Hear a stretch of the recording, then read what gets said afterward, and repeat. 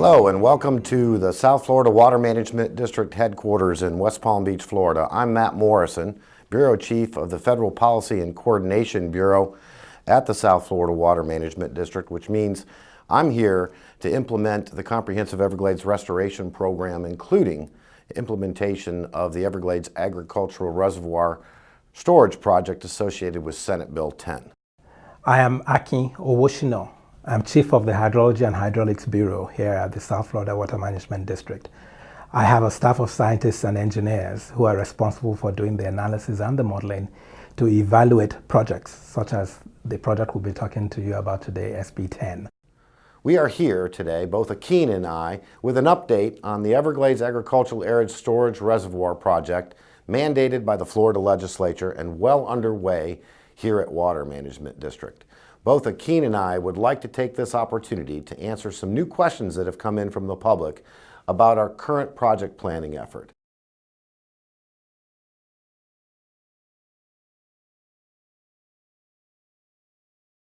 The South Florida Water Management District is following the intent and the law associated with Senate Bill 10, which is the Everglades Agricultural Reservoir Project. This was a law that was directed by our state legislature that came into effect in calendar year 2017. And since that was codified in law, the Water Management District has taken that law very seriously and has moved out and implemented the necessary project planning and the development of a feasibility report so we can expedite the engineering, design, and construction of that reservoir consistent with state law.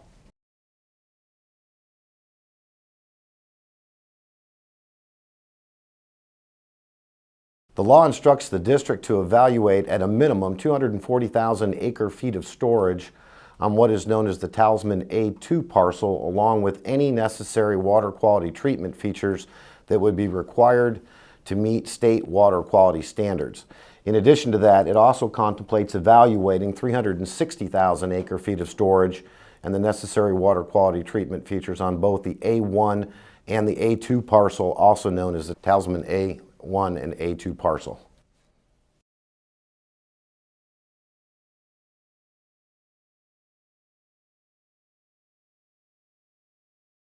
So the modeling that's been done so far in support of this project has been conducted rigorously to look at what combination of both the storage and the treatment will provide the most benefit as envisaged by the legislature when they put forth this law.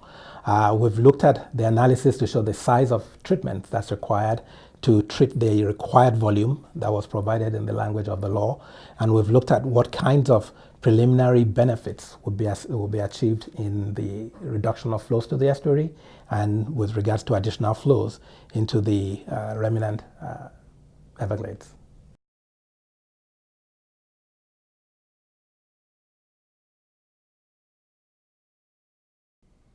I'll also note that the information that's been gained to date from a modeling perspective on stormwater treatment area sizing and configurations for evaluation from a modeling perspective have been presented in a public forum in the form of a series of public workshops, not only here in West Palm Beach, but out in our western communities as well. Once the configurations are analyzed to their fullest extent in December, we will be developing a report that is required in state law and submitting that report to the legislature on or before January 9th regarding our findings.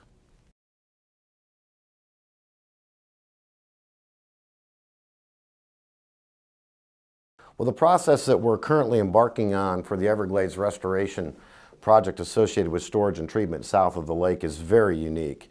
It's much different than our typical planning process where we work with the Army Corps of Engineers on Everglades restoration projects that normally take 3 years to develop a feasibility report. In this particular case, under Senate Bill 10 and following the intent of the law, we're using a different mechanism in order to complete this feasibility report. And that mechanism is offered to us under Section 203 of the Water Resource Development Act of 1986. And what does that really mean? That means that we pay cash to the Army Corps of Engineers to allow them to provide us technical assistance in developing that feasibility report. But more importantly, we're shortcutting and expediting the completion of this feasibility study where typically it would take 3 years. This report would be reproduced in about a 1-year period of time.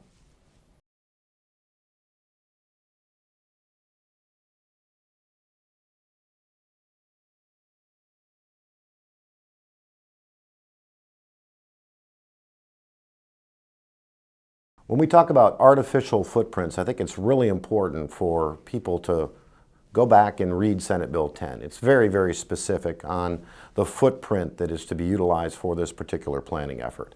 Again, if you look at Senate Bill 10 and you read the actual state law, it is very clear that this is to be a minimum of 240,000 acre-feet of storage and necessary treatment on the Talisman A2 parcel and the A2 expansion lands to the west, and an evaluation conducted on the 360,000 acre-feet of storage and necessary treatment on both the Talisman A1 and A2, including the A2 expansion lands to the west. Now, in addition to that, this project, being a storage reservoir, also requires water quality treatment features in order to meet water quality standards that are set by the state. So the law also does identify and contemplate roughly 4,100 acres west of the A2 parcel that can also be utilized in the evaluation of that 240,000 or 360,000 acre-feet of storage. But again, in reading the law, and again, I encourage everyone to do that, it's very important to understand that land acquisition is done on a willing seller basis only. And from a willing seller basis standpoint, the Water Management District has done its diligence consistent with state law and has produced a fairly aggressive outreach campaign in order to try and contact landowners in the Everglades agricultural area, making it easy for them to come to us if they're actually interested in selling their land. So to date, we're following the script of the law. It's very specific on the A1, the A2 parcel, the lands west of A2, and as information comes in or as willing sellers come forward, we will be taking that information and evaluating it as part of the project plan.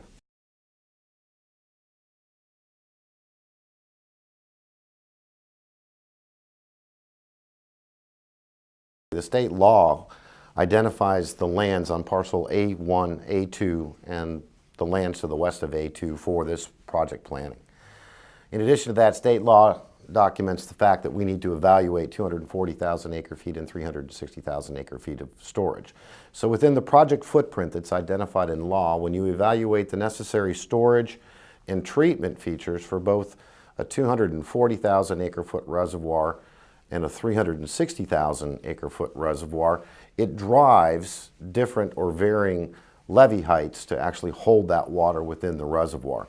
We've received questions in a couple of our public meetings regarding the implementability of a reservoir that would have the capability to hold water, for example, 25 feet deep or 17 feet deep.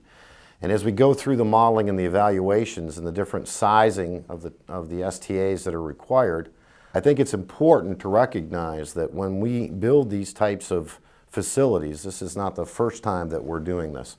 And a prime example is we have a reservoir in the Comprehensive Everglades Restoration Program that is currently under construction on the Caloosahatchee River west of Lake Okeechobee that holds about 170,000 acre-feet of water, and it will actually hold water behind its walls within the reservoir at about 17 to 18 feet deep.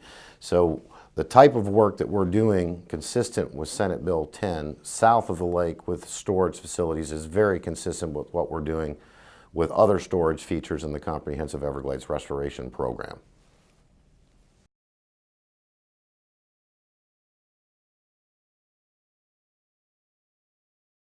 So, interesting question. So the 15,000 acres that the district controls, in addition to the 16,000 acre parcel, that is the A2 site, is the adjacent A1 site. Now, that site is considered in SB 10 as a site that would be used when you're looking at the 360,000 acre foot reservoir option. When you're looking at the 240,000 acre foot option, however, the current site, the A2 site, is what's limiting.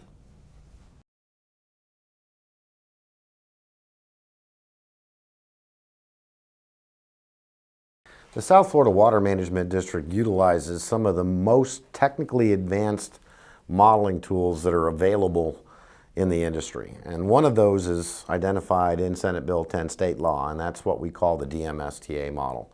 That model has been developed and is used to determine the necessary water quality treatment features and the sizing of stormwater treatment areas in order to meet the necessary water quality criteria associated with water quality standards. As part of this process, we have used the DM-STA model consistent with state law in a public process and shared the results of that water quality analysis with the general public in our public meetings. And as a result of the modeling that was conducted for the water quality treatment features, we've determined a number of different sizes of STAs depending on how much water you actually send to the Everglades.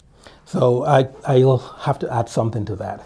I want to make it clear from the question, there was a concern that we were not prioritizing the treatment area. And I want to make it very clear that that is the priority, and that's how we start the modeling analysis.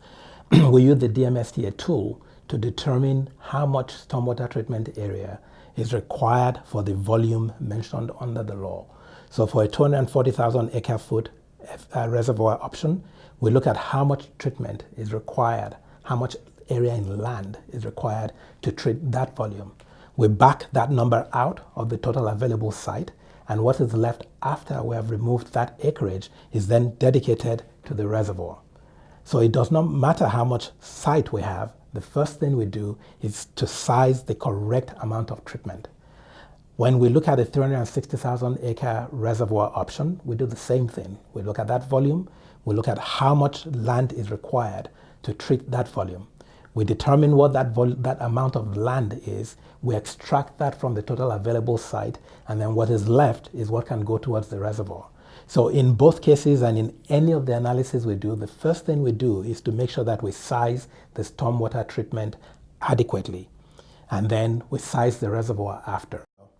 The key thing to note from this approach is that when you use the remnant land, the remaining land, it dictates how high your reservoir has to be. But the first thing you take care of is the size of the treatment you need for the volume you're going for. So when you're looking at a minimum of 240,000 acre foot storage, you know exactly how much STA lands you need. And in this case, it ended up being about 6,300 acres. And when you're looking at the larger facility, it increased. And there's an interesting reason to why it increased. And for the modelers or the people who are interested, I'll share a little story. The A1 FEB is a shallow reservoir, and it provides some treatment. When you use some of that site to build a deep reservoir, you don't have that treatment. So you end up needing more STAs to get the water to the correct quality going out of that complex. So the key thing, though, from this part of the response I was adding to yours is that I want anybody who's listening to this to know that the first thing and one of the very important things we did was make sure that the treatment facility was adequately sized for the size of the storage we're considering.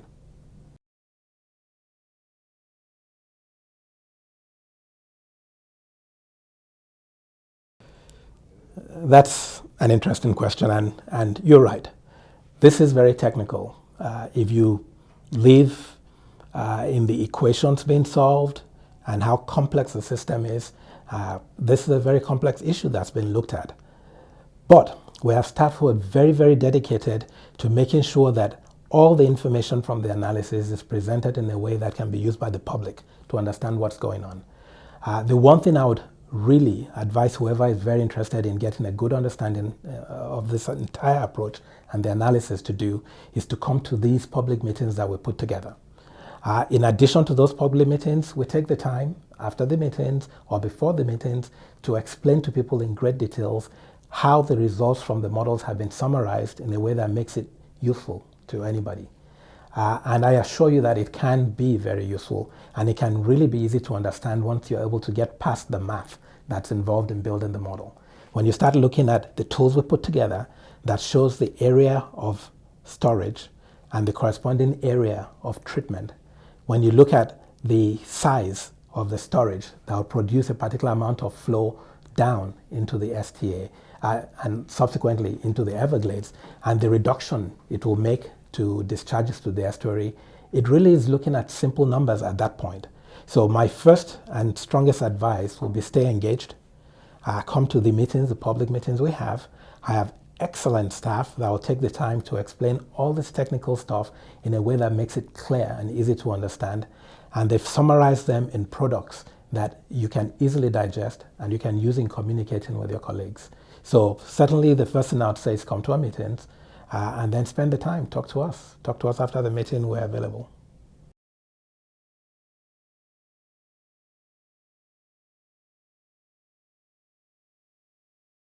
Now, this is a misconception that is often heard and has been raised at a few of the meetings. What many people have seen is that in summarizing modeling result, we summarize by averages. Those averages make it easy to compare across multiple years or multiple scenarios. The one thing you must note is that when we do our modeling, we use a 41-year period of record, starting from 1965, extending to 2005. This was the period of record that was used in SEP, which is the study that we're modifying. And to ensure consistency, we're staying with that period of record.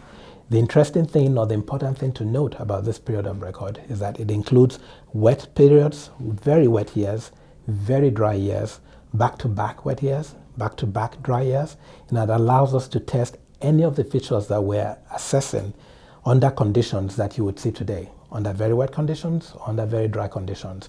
So the analysis, while summarized as averages, the analysis is actually done on a year-to-year basis, and each of the facilities we size is sized for the wet year, like in 1995, or for a drought year.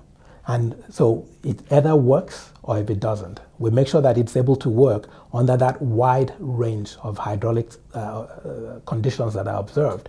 And by doing that, we're sure that whatever we ultimately recommend or design is likely to work under the conditions we have today.